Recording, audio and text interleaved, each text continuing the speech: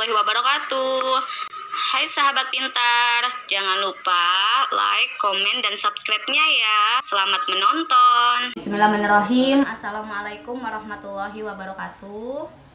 Sebelumnya saya ucapkan terima kasih kepada teman-teman selalu menonton YouTube channel saya di Rumah Al-Fayat gitu ya. Saya perkenalkan diri dulu, nama saya Fitria Dewi Sulistiono.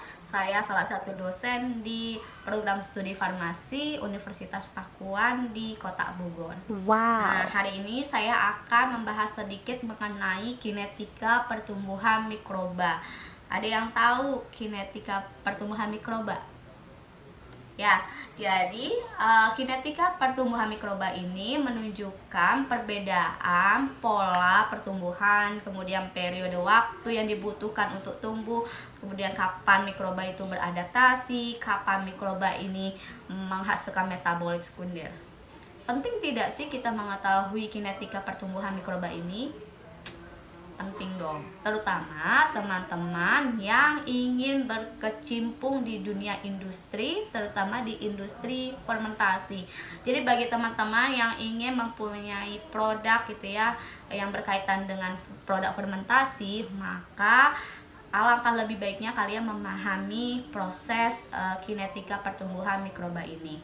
Karena dengan kita memahami kinetika pertumbuhan ini, maka nantinya teman-teman akan menduga efisiensi biaya produksi dalam skala besar. Jadi teman-teman bisa merencanakan atau bisa jadinya mengetahui biaya produksi yang dibutuhkan dalam skala besar itu seperti apa gitu ya, jika kalian memahami pola pertumbuhan dari mikroba. Pertumbuhan dulu gitu ya, pertumbuhan dan perkembangbiakan mikroba. Jadi teman-teman, sebelum saya bahas ke mikrobanya, saya bahas dulu nih apa itu pertumbuhan. Kalau mungkin dari zaman SD, mungkin saya ingat SD kelas 4, tumbuh dan berkembang itu berbeda bagi manusia ya. Jadi kalau tumbuh itu biasanya kita lebih mengenal dengan naik ke atas, pertumbuhan ke atas dan pertumbuhan ke samping. Jadi ada kenaikan volume baik itu ke atas ataupun ke samping, itu yang disebut dengan tumbuh. Sedangkan kalau berkembang biak artinya adalah 1 jadi 2 atau mempunyai anak kalau di manusia ya. Jadi berkembang biak itu artinya adalah dia melakukan proses 1 dari induk kemudian menjadi anakan. Itu konsep yang secara umum perbedaan antara pertumbuhan dan perkembangbiakan pada organisme yang besar, contohnya pada manusia ataupun hewan. Nah, berbeda dengan manusia atau hewan dalam konteks mikrobiologi gitu ya, terutama di bakteri, pertumbuhan dan perkembangbiakan ini hampir sama gitu ya. Karena apa? Yang dimaksud tumbuh bagi bakteri itu sama dengan berkembang biak gitu ya. Jadi pertumbuhan bagi bakteri, spesifiknya adalah bakteri, hasil dari pembelahan sel dan proses penting dalam kehidupan sel mikroba gitu. Nah, dalam mikrobiologi pertumbuhan ini adalah kenaikan jumlah sel gitu ya. Nah, kenaikan jumlah selnya dengan cara apa? Yaitu dengan melakukan pembelahan biner. Pembelahan biner itu satu indukan menjadi 2 sel anakan yang sama persis. Itu yang terjadi pada mikroorganisme, spesifiknya adalah pada bakteri gitu ya. Tapi kalau untuk jamur dan sebagainya, protozoa, alga agak berbeda. Pembelahan biner ini lebih banyak terjadi pada bakteri. Ya teman-teman, itu ya bedanya pertumbuhan dan perkembangbiakan pada bakteri dan pada organisme yang besar. Nah, lanjut kita bahas pola pertumbuhan mikroba, terutama si bakterinya ini. Jadi kalau teman-teman lihat di tabel di atas gitu ya, di belakang saya ini ada tabel. Ini adalah kurva pertumbuhan dari mikroba. Jadi kalau di sini kita lihat ada 5 fase yang terjadi dalam pertumbuhan mikroba. Yang pertama adalah fase lab, kemudian yang kedua adalah fase log, yang ketiga adalah stationary, dan yang keempat kematian, dan yang kelima adalah fase jangka panjang stationary. Itu ya, jadi ada 5. Kita bahas satu-satu. Untuk yang pertama, fase log. Fase log ini adalah fase di mana mikroba itu atau bakteri itu ditumbuhkan pada media yang baru. Karena dia dipindahkan dari media lama ke media baru, otomatis bakteri ini melakukan proses adaptasi dong ya di tempat yang baru ini. Makanya di fase lag ini disebut juga sebagai fase adaptasi. Karena dia masih beradaptasi, umumnya di fase ini bakteri tidak mengalami kenaikan atau belum ada metabolisme yang signifikan gitu ya. Kemudian yang kedua adalah fase eksponensial. Eksponensial atau disebut juga fase log. Berbeda ya, kalau yang di awal itu lag A, sedangkan yang kedua itu log O. Jadi logaritmik. Apa itu fase eksponensial atau logaritmik? Jadi fase di mana si bakteri ini tuh sudah melewati adaptasi, kemudian dia sudah merasa nyaman di kultur yang baru itu. Karena dia sudah nyaman, otomatis mikroorganisme ini tumbuh membelah secara maksimal. Dia sudah melakukan aktivitas, dia sudah melakukan pertumbuhan dan perkembangbiakan. Kemudian hasilnya apa? Karena dia sudah melakukan aktivitas, dia menghasilkan metabolit primer. Jadi di fase ini, di fase log ini, kita dapat memanen metabolit primer. Jadi kalau teman-teman gitu ya mau mencari metabolit primer dari suatu mikroba, maka dicarinya di fase ini nih, di fase logaritmik. Yang ketiga adalah fase stasioner. Apa itu fase stasioner? Jadi fase stasioner ini mikroba sudah secara maksimal, dia bekerja keras secara maksimal, berkembang secara maksimal.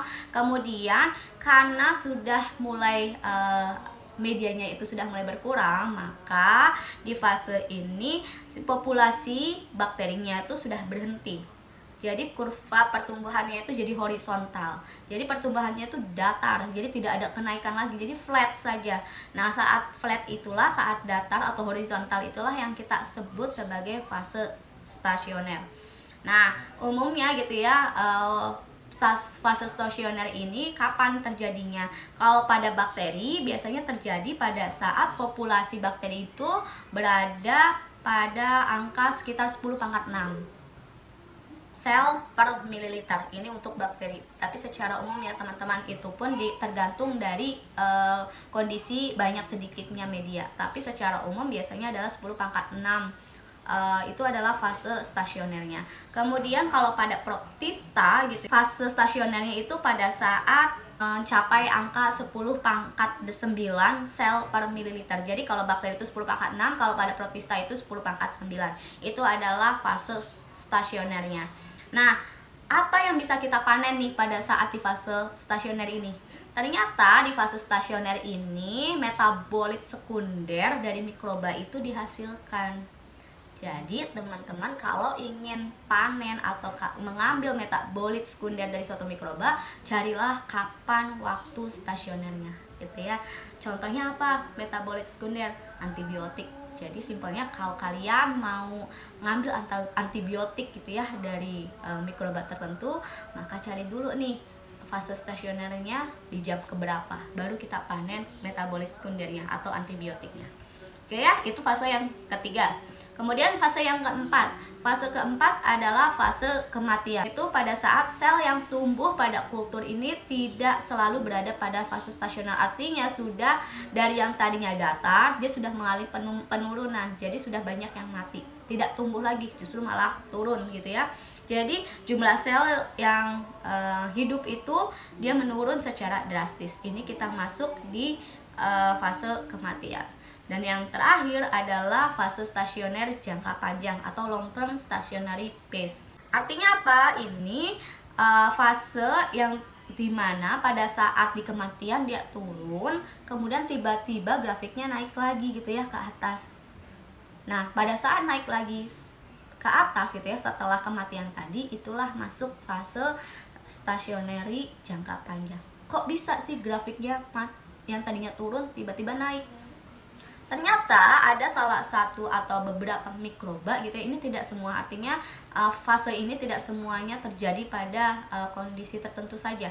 Jadi dimana pada saat mikroba itu menggunakan nutrisi dari teman-temannya yang mati untuk bertahan hidup, kemudian dia bisa bertahan hidup dan bisa berkembang lagi, itulah fase stationary jangka panjang terjadi.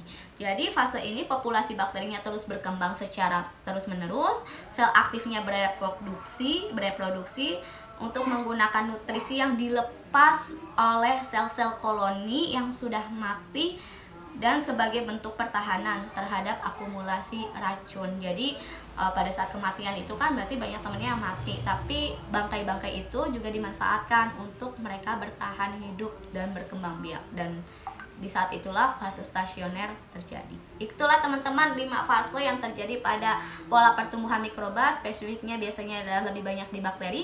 Jadi ada fase log, fase log, stationary, kematian, dan fase stationary jangka panjang. Ada yang mau ditanyakan? Silakan untuk chat di kolom komentar di bawah ya. Terima kasih.